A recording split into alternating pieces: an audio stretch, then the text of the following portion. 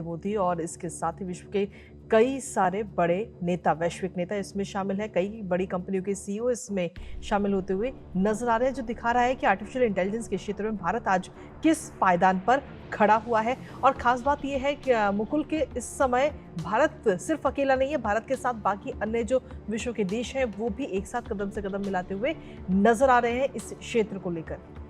बिल्कुल, ये तस्वीर अपने आप में बयां करती हुई एक बड़ा संदेश उन तमाम देशों को भी देती हुई जो शायद जिनकी मौजूदगी यहाँ पर नहीं है, लेकिन कितना ज़रूरी है जब हम एआई के सदुपयोग की बात करते हैं, उसमें जो तमाम चुनौतियाँ हैं, जटिलताएं हैं, उनके समाधान की बात करते हैं। और वहाँ पर भारत,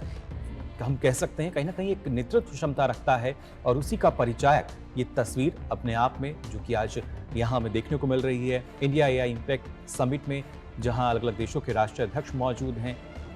दिग्गज टेक कंपनियों के जो हम कह सकते हैं अधिकारी हैं वो यहाँ मौजूद हैं। और ख़ासतौर से ना सिर्फ ये तमाम देश बल्कि इसके साथ और भी कई ऐसे देश हैं जो कि अब लगातार जब भविष्य की बात करते हैं तो कहीं ना कहीं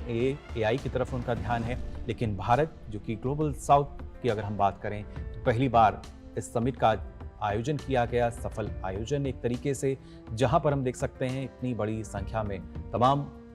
वैश्विक नेताओं का जो जमावड़ा है वो यहाँ नजर आ रहा है। और ये तस्वीर इस बात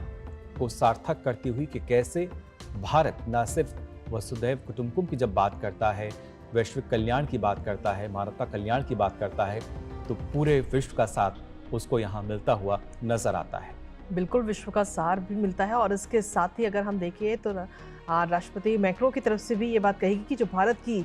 जो डिजिटल यात्रा है वो काफ़ी शानदार रही, कि हमने देखा है कि पिछले 10 सालों में मोबाइल का इस्तेमाल किस तरीके से बढ़ा है। यूपीआई आज की तारीख में अगर हम देखें तो ग्राउंड जीरो पर यूपीआई का इस्तेमाल बहुत ज़्यादा लोग करते हुए नजर आते हैं। और ख़ासतौर पर हर एक व्यक्ति के हाथ में हमें मोबाइल मिलता है, और जो व्यक्ति रोजगार कर रहा है या अगर कोई व्यक्ति रिक्शा भी चला रहा है तो वो भी पेमेंट यूपीआई के जरिए कर रहा है। तो ये डिजिटल यात्रा को दर्शाता है भारत की कि पिछले 10 सालों के अंदर हम कितने सशक्त हुए हैं। और साथ ही अब एआई को लेकर के भी बड़ी क्रांति